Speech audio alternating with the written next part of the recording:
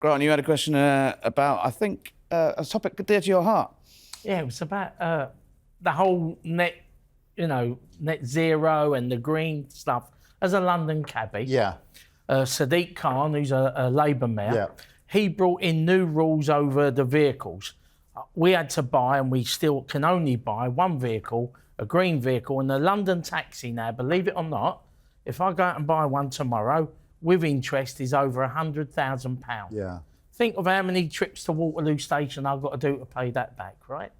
Then on the top of that, this year, the Labour mayor extended Ulez. I had a perfectly good family car. I've got 2 kids and a dog, right, and a wife.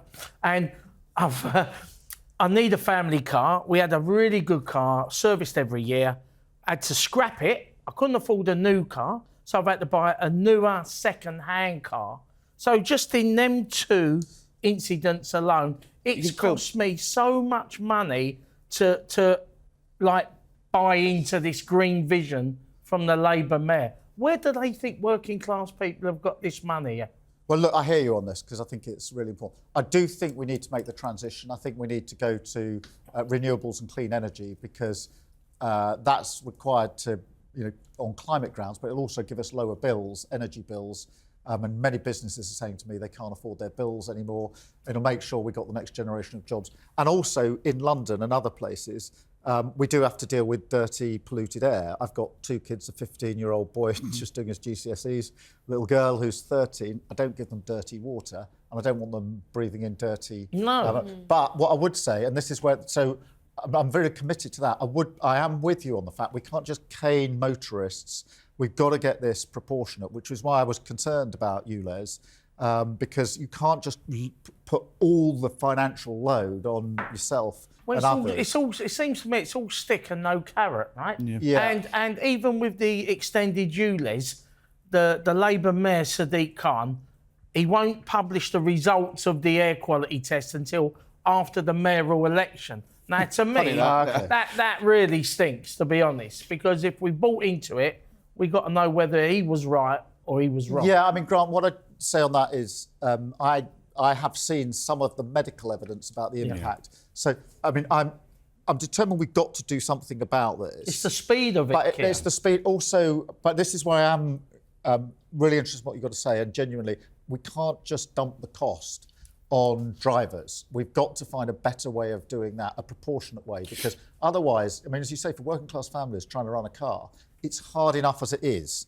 Because all the other bills have gone up. And so we have to find a better way of doing it. And that's a fair challenge, and that's what we're working on, Grant. And to buy a newer cab and a newer car, when really I didn't want to do both, really. Yeah, no, I understand. Financially. But I'm in that situation, so my disposable income has now really shrunk.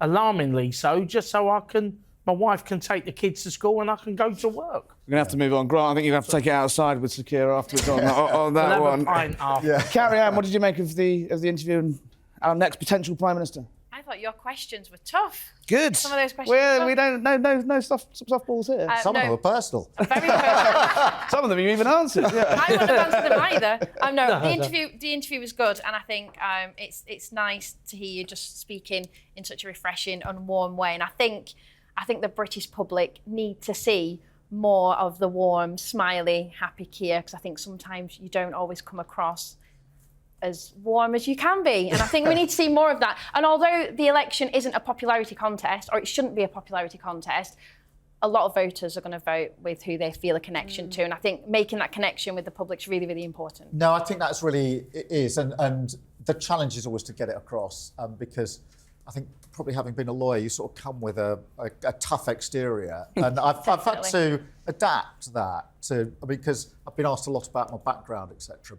And I know a lot of people know this. My dad worked in a factory, my mum was a nurse, and we didn't have a lot of money. And therefore, I actually know what it's like not to be able to pay your bills. We had some of the phone was cut off and things like that. And I know it's important, however irritated some people get with me saying that, because people need to know, I do actually know what it's like to sit at the kitchen table. And our family had to decide, what are we not going to have then? And in our case, it was the phone, which didn't have mobiles then, by the way. It was a bigger decision than you might think. But I think that because in the end, I mean, really interested in your view on this. I think people want to know, do you understand what it's like for me? And can you make it, have you got a sensible plan to make it better? Yeah. And they're pretty important, basic questions that people need to have answered. Karen, you had a question for Sir Keir on schools. I've got a few questions. I'm going to go with one from a parental point of view first rather than a teacher point of view. What is Labour's standpoint on fining parents for taking their children on holiday during term time? Because at the end of the day, it hits those on the lowest income and it feels like yet another tax on the poor. I do passionately believe that children should be in school during term time. I really do. We never take our kids out. I do understand, I mean, look at any of the centre parks, for example, the week, as soon as the holiday comes, the price goes up, and you can see why people say, I'm struggling and I need to take my child out. I get that, I completely get that. And on one level, I can see, I would be quite sympathetic to it. On the other hand, we have to have our kids in school for the whole time.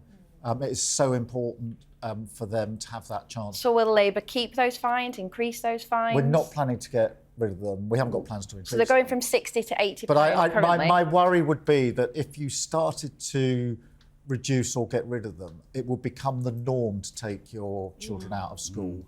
And I think that's a slippery slope. But people are doing it anyway. People are doing it anyway. Yeah. The holidays are expensive, so just take the kids out anyway.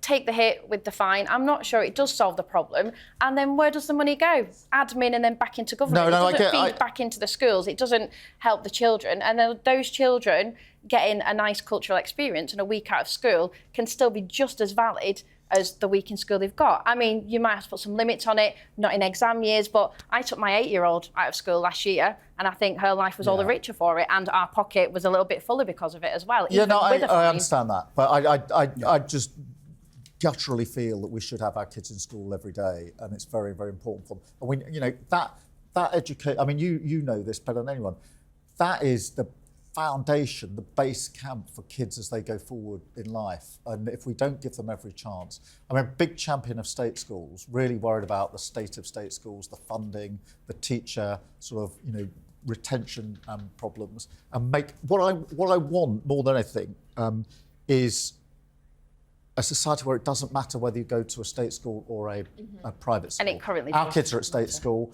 I want it to make no difference. Because the quality of the education you get and the opportunity you get is the same. And so I do think that we've got to keep the rule that you have to be in school on school days. I mean, my kids, by the way, would be absolutely with you on this. Karen, did you have one more quick question for Keir? My daughter, very quick one, wrong answer.